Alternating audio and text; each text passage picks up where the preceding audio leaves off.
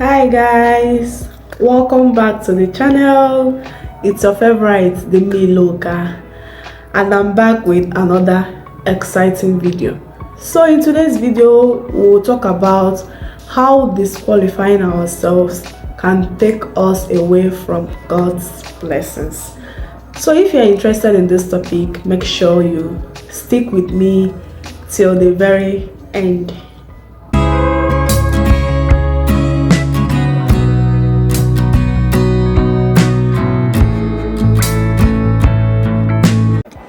When we look at successful people, we always attach their success to some things like they had that family support, they had that connections, they had that degree, they had this, they had that. And those indirectly influence how we think and how we approach opportunities. When we see opportunities, we sometimes reject them by saying things like, yes, I don't have that degree, I don't have that skill, I don't have that connection, I don't have that financial support, I don't have that emotional support. If I had this, if I had that, I would have done this, I would have taken this opportunity. Do you know what this indirectly means? It is indirectly telling God that, yes, I know you put this dream in my heart, but I don't have this. You did not equip me enough. You did not give me this. You did not give me that. So for that reason, I'm backing out. Yes, no matter how harsh it seems, this is what we are doing indirectly. When we disqualify ourselves, when we tell ourselves that we are not good enough, we take ourselves out from God's blessings. We reject opportunities that might be life-changing for us. Let me make a quick reference to my last video, my journey with God. If you haven't watched it, please go and watch it because I said a lot of things there that might be helpful to you. In that video, when I talked about when I lost my job, I told myself that I wasn't good enough, I made poor decisions. Do you know what this led me into? It led me into anxiety and depression.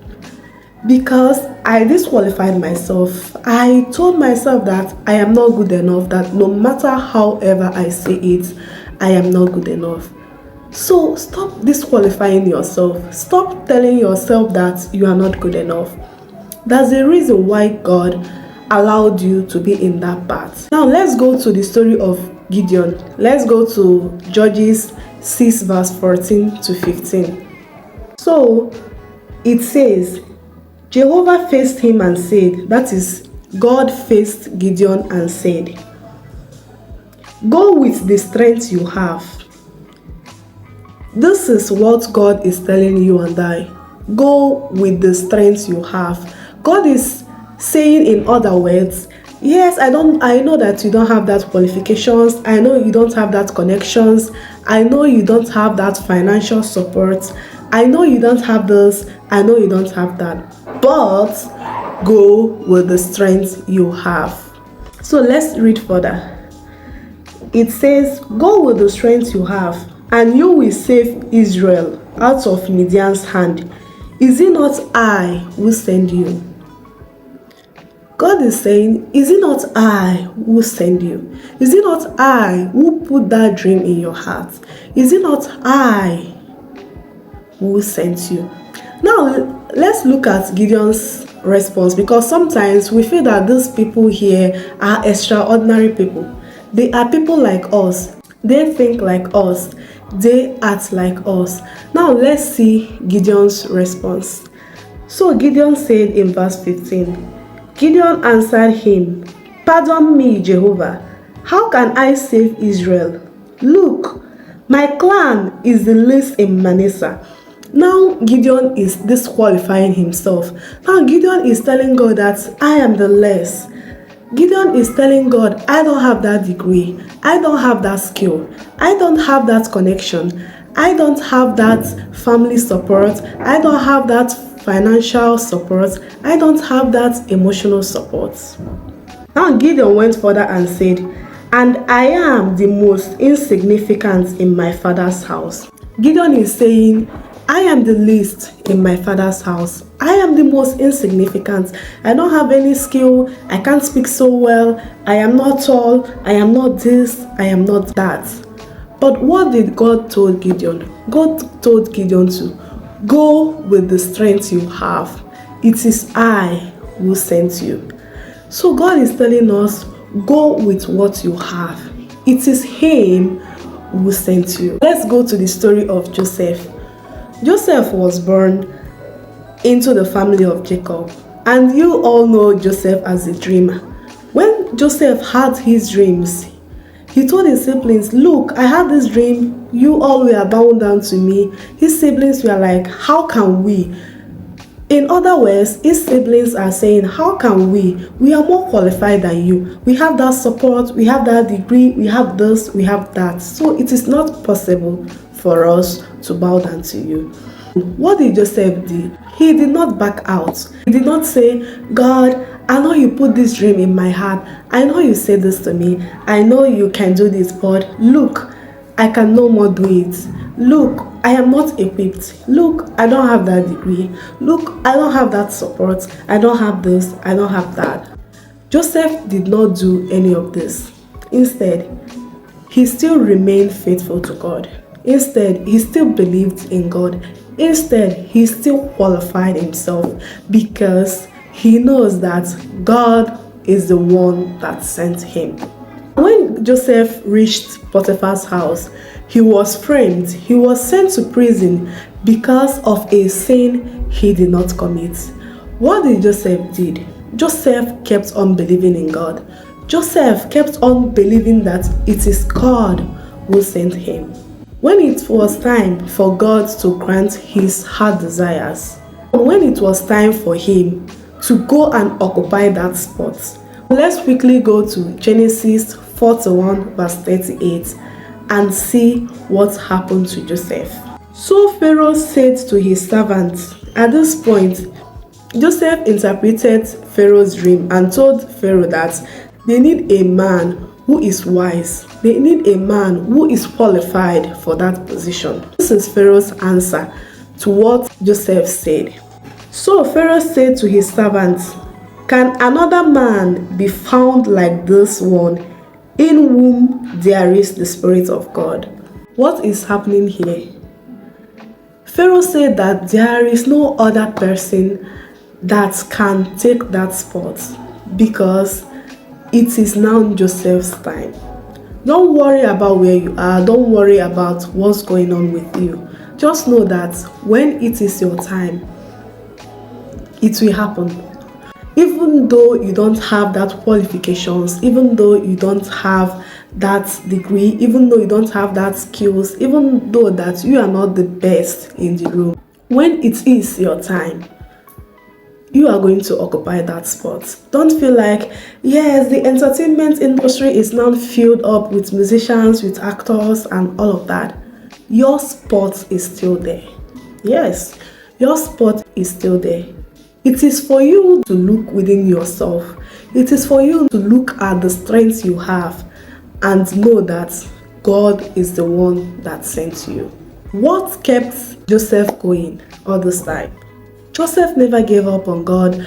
Joseph never questioned God. Joseph never felt like, yes, I know you told me I'm going to be the king. I know you said that I'm the one that is going to bring out my family from famine. You said I'm going to be the one that is going to save the whole of Egypt from famine. But God, this dream is so big for me. You know what? Take it away from me, give it to someone else, give it to Reuben, my brother, or Simeon, or Benjamin, or Judah. Just give it to any of them, okay? I can no more handle it. Joseph never did that. Joseph did what I call, he used his 5 loaves and 2 fishes. Now, what is this 5 loaves and 2 fishes? We can remember when Jesus Christ fed 5,000 people. It was getting dark. There was no place to get food from. And these people were hungry. His disciples were telling him, Master, these people are hungry and we don't know what to do with them. What was Jesus' question? Jesus' question is, what do we have? Jesus never said, yes, I know I'm God's son, but I can't feed 5,000 people. I don't have anywhere to get food. It is getting dark. It is this, it is that. No, Jesus Christ never gave excuses. Jesus Christ never disqualified himself. Instead, he said, what do we have? And it was, okay, we have 5 loaves and 2 fishes, okay? Let's see what we can do with that. What did Jesus do with that? He fed 5,000 people with just 5 loaves and 2 fishes. In other words, all we need to get to that point we want to be is within us. It is left for us to harness it. It is left for us to see it. It is left for us to understand that we can use the strength we have, and it is God who sends us. I can remember when I wanted to start my YouTube channel. I watched a lot of YouTube tutorials, and this is the field I want to go into. So I kind of start, trying to understand what I need or what I have to do to get into this world of YouTube. I know that I need a camera, or at least a good phone. I need a tripod, a microphone, a slider, pro editing apps like Final Cut Pro, DaVinci Resolve. I need to source royalty-free musics and a lot of them. So at first I was overwhelmed because I don't have the money. I just have my Android phone and my microphone. This is the 2 things that I have. So God was like, my daughter, what do you have? Okay, you want to go into this field, what do you have? And I told him, Father, I just have my 5 loaves and 2 fishes. In other words, I just have my microphone and my Android phone. He said, okay, let's see what we can do with that. And I am here right now in YouTube talking to you. All those things we look at, these degrees, these skills, this family support, financial support, all those things we look at, God doesn't look at them. All those things we look at doesn't qualify us. All these things we look at are not all we need to get there. Let's quickly go to 1 Samuel 16 verse 6 to 7. Because there is this relatable scenario there. God sent Samuel to go and anoint one of Jesse's son. I don't know if it is Jesse or Jesse, but all I know is that this person is David's father, Jesse or Jesse. I don't know. So God sent Samuel to go to the house of Jesse and anoint one of his sons, because it is in this house of Jesse that God has chosen a king.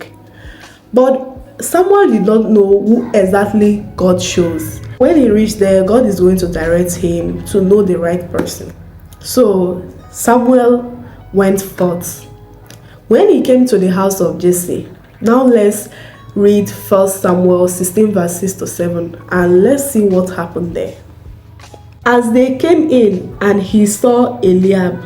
Eliab is one of David's brothers. As they came in and he saw Eliab, he said, surely here before Jehovah stands his anointed one.